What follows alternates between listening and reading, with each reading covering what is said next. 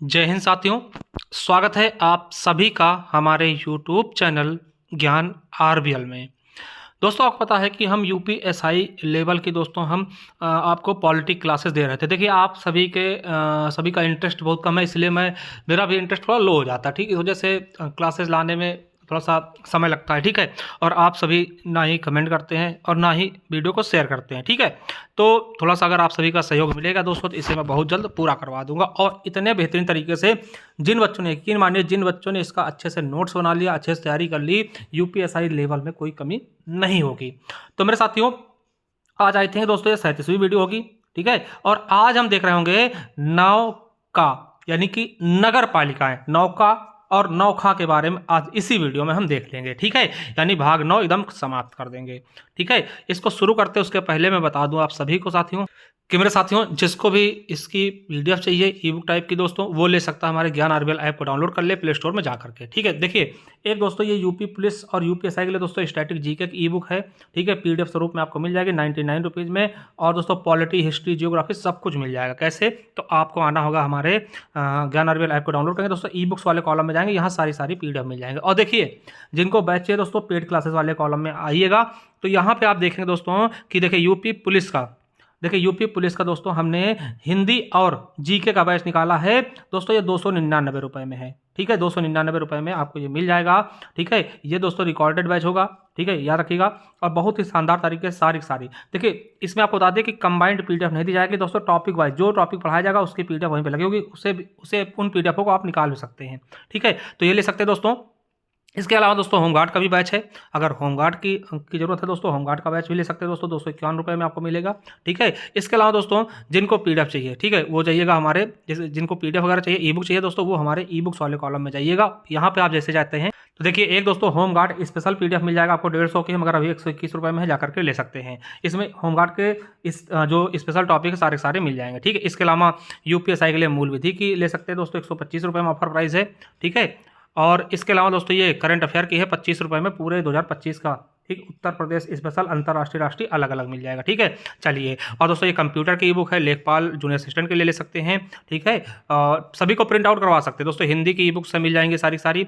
और उत्तर प्रदेश स्पेशल दोस्तों ये रहा। इसी की तरह से दोस्तों नीचे जाते जाएंगे, स्टैटिक जी के यूपी पुलिस के लिए जो पॉलिटी में पढ़ा रहा हूँ उसकी भी सभी ई बुक्स आपको मिल जाएंगे। इन्हें आप प्रिंट आउट भी करवा सकते हैं, बहुत ही शानदार तरीके, बहुत ही बेहतरीन तरीके से दोस्तों सारी चीज़ें आपको मिल जाएंगे। लिंक नीचे दिया हुआ है। चलिए शुरू करते हैं वीडियो को।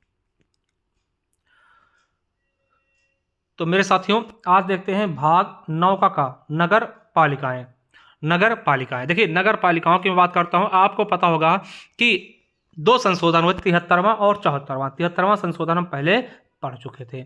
ठीक है, तो आज 74वां संशोधन देखेंगे। किसके लिए? 9 का जोड़ा गया नगर पालिकाओं के लिए। ठीक है, जो शहरी क्षेत्र के लिए है। ठीक है, देखिए 73वां था ग्राम पंचायतों के लिए, जो गांव के लिए था। अब देखिए आप शहर में रहते तो वहां पे क्या होगा, तो वहां नगर पंचायतें होंगी, नगर पालिकाएं होंगी। ठीक है, इसके लिए कौन सा संविधान संशोधन हुआ था? तो 74वां संविधान संशोधन 1992 में। ठीक है, किस भाग में रखा गया? तो 9 का ए कह लें, या फिर हिंदी में कहेंगे का कह देंगे। अनुच्छेद कौन सा? तो 343 पी, यानी कि अगर हिंदी में बोलेंगे ता से लेकर के 343 जेड यानी याछा तक ये फैला हुआ है। ठीक है, इस समय दोस्तों प्रधानमंत्री कौन थे? पीवी नरसिम्हा राव, जब ये 74वां संविधान संशोधन किया गया था। और किसने दोस्तों इस पर मोहर लगाई थी? क्योंकि आपको पता है कि लोकसभा राज्यसभा के बाद अंतिम निर्णय कौन लेता है? राष्ट्रपति महोदय। तो उस समय राष्ट्रपति महोदय कौन थे? शंकर दयाल शर्मा जी।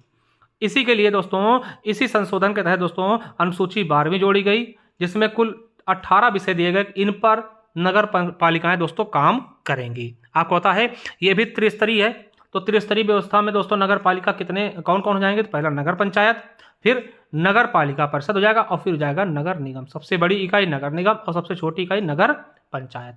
ठीक है, देखिए एक चीज आपके दिमाग में आना चाहिए, और नहीं आ रहा भैया, फिर समझिए फिर क्या दिक्कत हो रही है ना।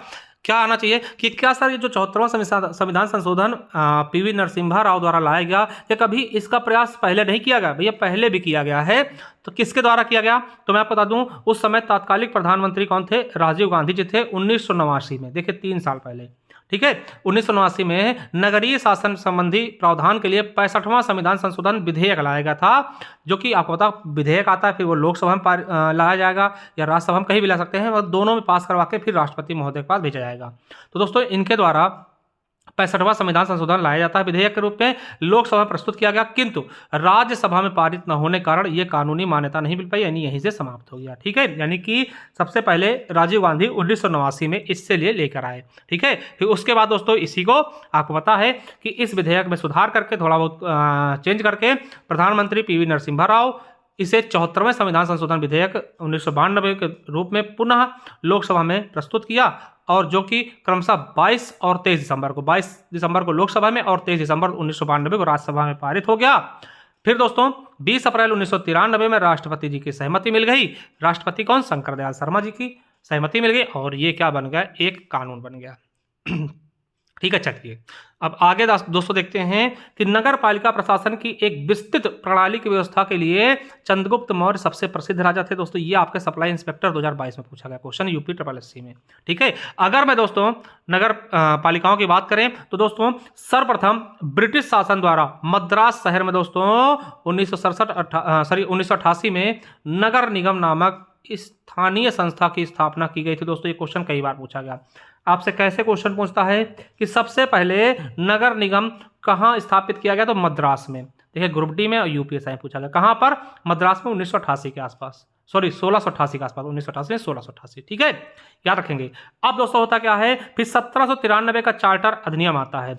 आपने पढ़ा होगा चार्टर अधिनियम, मैंने शुरुआत पढ़ाया भी है।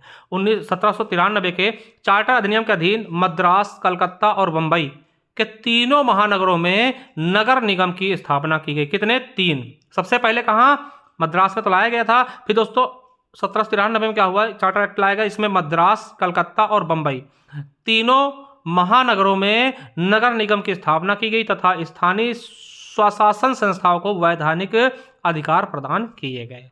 फिर उसके बाद भारत शासन अधिनियम 1919 आता है। इसमें क्या होता है? तो भारत शासन अधिनियम 1919 में नगरीय प्रशासन के संबंध में स्पष्ट प्रावधान किया गया था। इसी अधिनियम के तहत जवाहरलाल नेहरू, सरदार वल्लभ भाई पटेल, लालजी टंडन आदि बड़े नेताओं ने नगर पालिकाओं में प्रवेश किया। आपको बता दें कि जवाहरलाल नेहरू ने सन 1924 और 1925 में इलाहाबाद नगर पालिका के अध्यक्ष भी चुने गए थे, जो कि हमारे देश के प्रथम प्रधानमंत्री भी बनते हैं। कौन? जवाहरलाल नेहरू जी। ठीक है, चलिए तो हमने दोस्तों अभी आपको क्या बताया कि साथियों जो संशोधन है वो अनुच्छेद 243 से शुरू होता है। तो 243 से हम 243 तक देखते हैं क्या क्या किसमें दिया गया है। तो चलिए 243 में क्या है? नगर पालिका की परिभाषा। आपसे पूछेगा कि नगर पालिका की परिभाषा किसमें वर्णित है, तो आप बता सकते हैं 243 में। ठीक है, चलिए पी के बाद क्यों आएगा? तो 243 क्यों क्या कहता है? अनुच्छेद 243 क्यों क्या कहता है? नगर पालिकाओं गठन। देखिए यूपी SSC पेट में पूछा गया कि नगर पालिकाओं का गठन किस अनुच्छेद में बताया गया है, तो 243 क्यों में। ठीक है, समझ रहे हैं क्या बताया गया है कि प्रत्येक राज्य में नगर पंचायत, नगर पालिका परिषद और नगर निगम का गठन किया जाएगा। इनको मिलाकर के नगर पालिकाओं का गठन होता है। चलिए नगर पंचायत के बारे में देख लें। नगर पंचायत क्या होता है मेरे दोस्तों?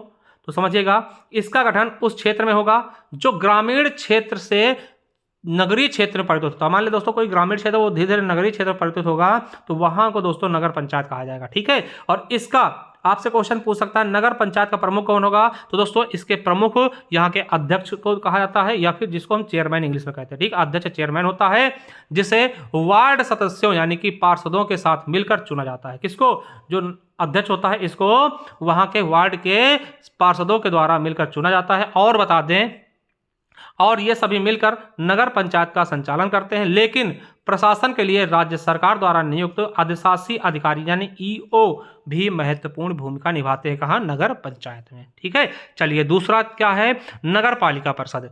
नगर पालिका परिषद क्या होता है? इसका गठन छोटे नगरीय क्षेत्रों के लिए किया जाता है, और इसका नगर पालिका का प्रमुख कौन होगा? नगर पालिका परिषद का प्रमुख कौन होगा? अध्यक्ष चेयरमैन इसका भी होता है, जो निर्वाचित पार्षदों द्वारा चुना जाता है, जबकि वास्तविक प्रशासनिक कार्यों का निष्पादन मुख्य नगर पालिका अधिकारी यानी कि चीफ म्युनिसिपल ऑफिसर CMO द्वारा किया जाता है, जो राज्य सरकार द्वारा नियुक्त है होता है और नीतियों को लागू करता है। ठीक है, यहाँ पर नीतियां कौन लागू करेगा? तो मुख्य नगर पालिका अधिकारी। ठीक है, चलिए नगर निगम दोस्तों ये सबसे बड़ा है।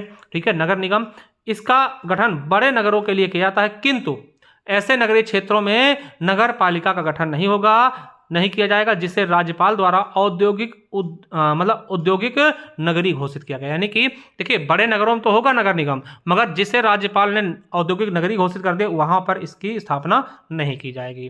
दोस्तों ये क्वेश्चन आपके यूपीएसआई में पूछा गया था क्या कि नगर पालिका का प्रमुख कौन होता है? तो नगर पालिका का प्रमुख महापौर, जिसको हम मेयर भी कहते हैं, होता है, जो निर्वाचित पार्षद होते हैं और नगर निगम की बैठकों की अध्यक्षता करते हैं। लेकिन वास्तविक कार्यकारी शक्तियां नगर आयुक्त के पास होती हैं, जो एक आईएएस अधिकारी होता है और शहर का प्रशासन चलाता है।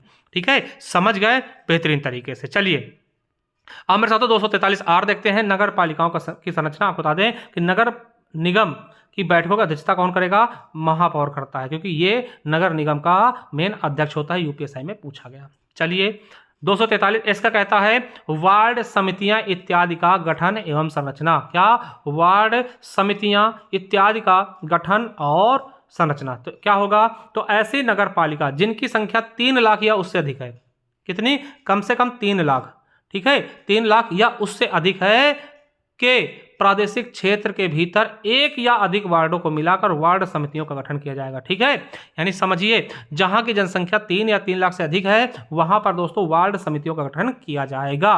वार्ड समितियों का गठन, उनके क्षेत्र और कार्य आदि का निर्धारण राज्य विधानमंडल करती है। यानी कि वार्ड का गठन कैसे होगा, क्या कार्य शक्ति होंगी, क्या क्षेत्र होगा, इसका भी निर्णय कौन करेगा? राज्य विधानमंडल करेगा। ठीक है, चलिए देखिए 243 आरक्षण, ये वेरी वेरी इंपॉर्टेंट है, इसको याद रखिएगा। आरक्षण बहुत पूछा जाएगा। देखिए आरक्षण, सीटों का आरक्षण क्या है ना, जैसे कि ग्राम प्रधानी में है ना हमने पढ़ा था, वैसे ही 243 का कहता है आरक्षण। ठीक है, समझिए नगर पालिकाओं में एससी एसटी व महिलाओं के लिए भी आरक्षण का प्रावधान किया गया है। आपको बता दें कि जो एससी एसटी हैं इनके लिए उनकी जनसंख्या के अनुपात में प्रत्येक नगर पालिका में स्थान आरक्षित, मतलब जो एससी एसटी हैं उनकी कितनी दोस्तों आरक्षण है?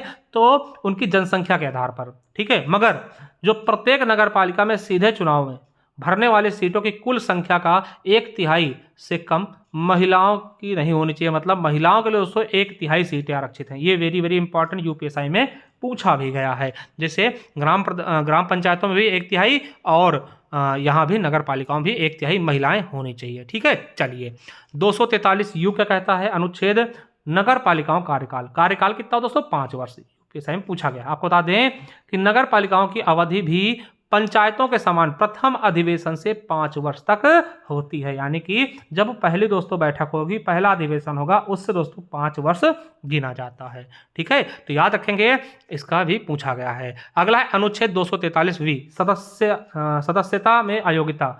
अयोग्य कैसे होगी? कैसे अयोग्यता होगी? मान लिया आप दोस्तों नगर पंचायत के अध्यक्ष या कुछ बन गए, तो आपके ऊपर अयोग्यता कैसे घोषित होगी? आपको कैसे निकाला जा सकता है? तो यदि वह राज्य विधानमंडल के निर्वाचन के लिए बनाई गई किसी विधि द्वारा या उसके अधीन अयोग्य होता है। मान ले जो राज्य विधानमंडल कोई नियम बनाती है, हाँ ये चीज़ें होनी चाहिए उसके अंदर, अगर उसके अधीन नहीं है तब वो अयोग्य घोषित होगा। ठीक है, याद रखिएगा। और एक चीज और याद रखना है कि नगर पालिका के किसी सदस्य की अयोग्यता संबंधी प्रश्न का निर्णय विधानसभा द्वारा प्राधिकृत प्राधिकारी द्वारा ही किया जाएगा।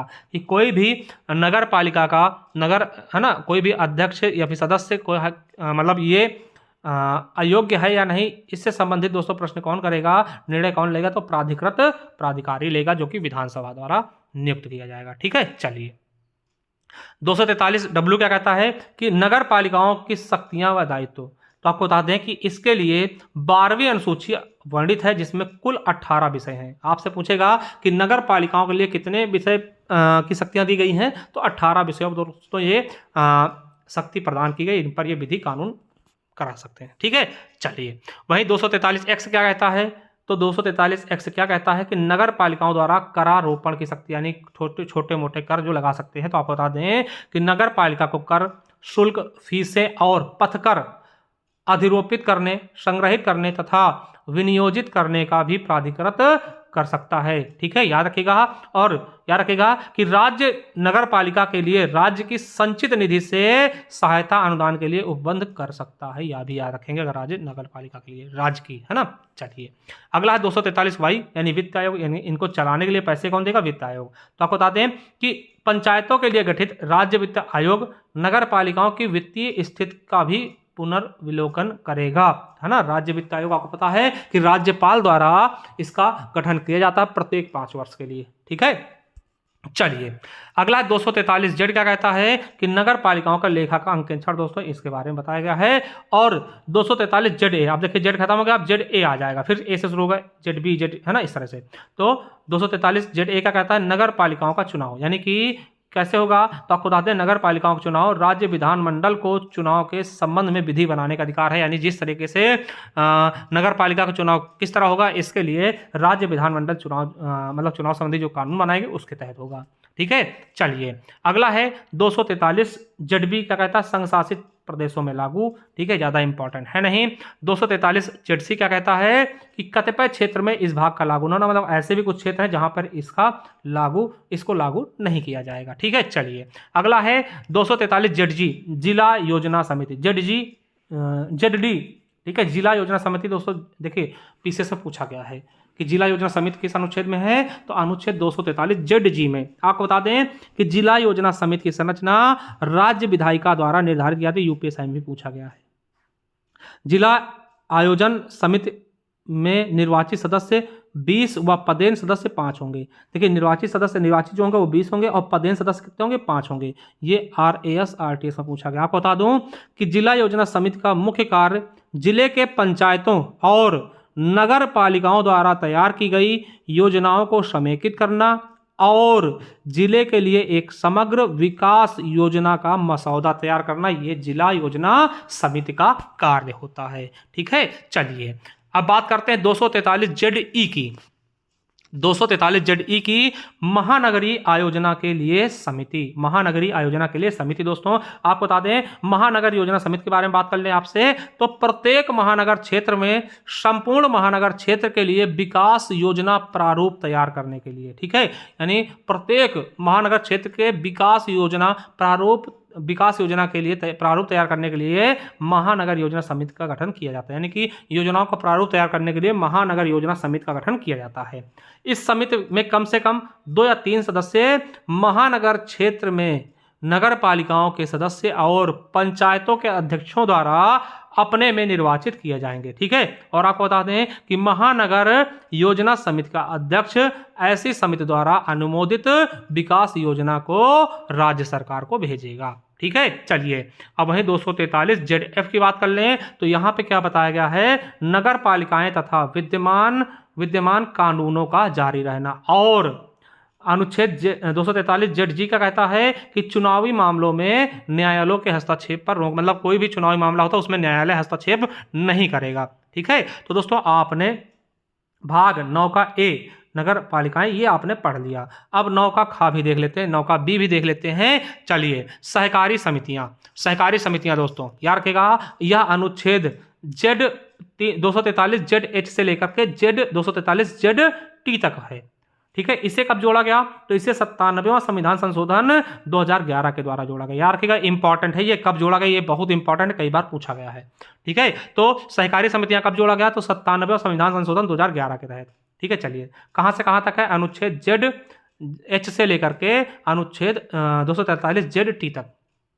ठीक है, चलिए इसके बारे में देखते हैं दोस्तों, बहुत ज़्यादा लेंदी नहीं देखेंगे, शॉर्ट में ही इसको हम समाप्त करेंगे, जो जहां से क्वेश्चन जितने पूछा थे उसके बारे में देख करके। ठीक है, चलिए 97वां संविधान संशोधन 2011 द्वारा अनुच्छेद 9 खा सहकारी समितियों को जोड़ा गया, इसको संवैधानिक दर्जा प्रदान किया गया। ये आपके लिए मोस्ट इंपॉर्टेंट है, ये लाइन बहुत इंपॉर्टेंट, याद रखिएगा। चलिए अगला है, भारत में सहकारी आंदोलन की शुरुआत 1904 में सहकारी साख समिति अधिनियम से हुई थी। आपको बता दें कि भारत में सहकारी आंदोलन के जनक कौन है? एफ निकोलसन को माना जाता है, याद रख लेंगे थोड़ा सा।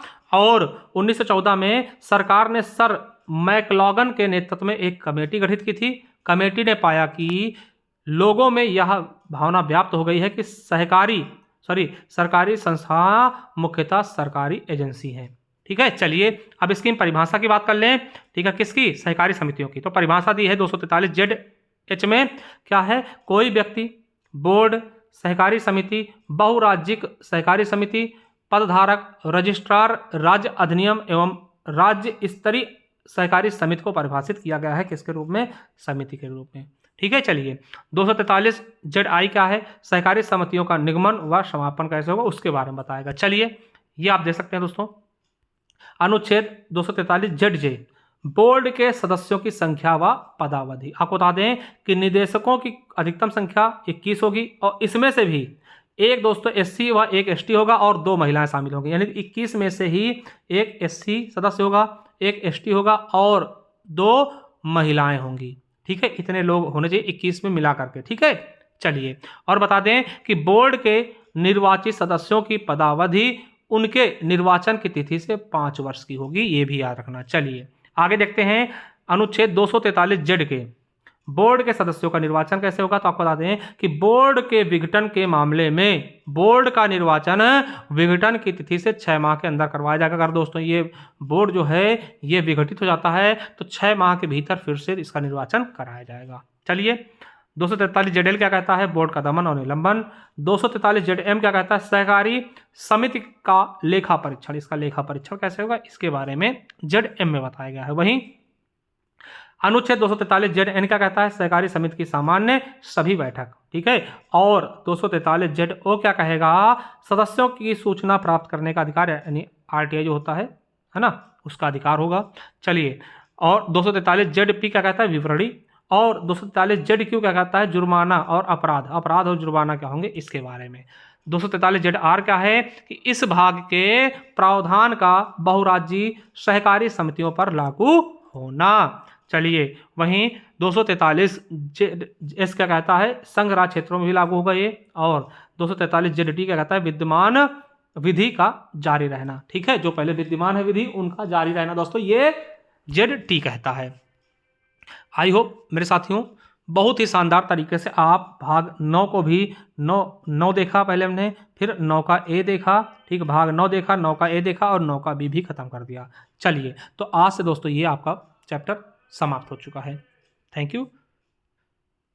और दोस्तों आपको बता दें जिनको भी होमगार्ड तैयारी करना दोस्तों हमारे साथ जुड़ सकते हैं, जाइए हमारे ज्ञान आरबीएल ऐप पर। 251 रुपये में संपूर्ण होमगार्ड की तैयारी आपको कराई जा रही है, ले सकते हैं दोस्तों। ठीक है, इसके अलावा यूपी पुलिस के लिए दोस्तों ये हमारा स्पेशल रिकॉर्डेड बैच है दोस्तों, जिसमें आपको पूरी जीके पूरी हिंदी कराई जाएगी, केवल हिंदी और जीके का है ये बैच, ये भी देख लीजिएगा। 299 रुपये में आपको मिल जाएगी, जुड़ सकते हैं बहुत ही शानदार तरीके से दोस्तों, बेहतरीन तरीके से, लिंक नीचे दिया हुआ है। और दोस्तों फिर से बता दूं कि इस बैच में दोस्तों आपको कंबाइंड पीडीएफ नहीं दी जाएगी, आपको टॉपिक वाइज पीडीएफ मिलेगी। तो चलिए दोस्तों मिलते हैं नेक्स्ट वीडियो में, तब तक के लिए जय हिंद, जय Bharat, Vande Mataram, thank you, love you all. जाइए हमारे प्लेलिस्ट में दोस्तों, ठीक है, वहाँ भी हमने जो प्लेलिस्ट है पढ़ा रहा हूँ दोस्तों, इसकी प्लेलिस्ट हमने बना रखी ऑलरेडी, जाइए, थैंक यू, धन्यवाद।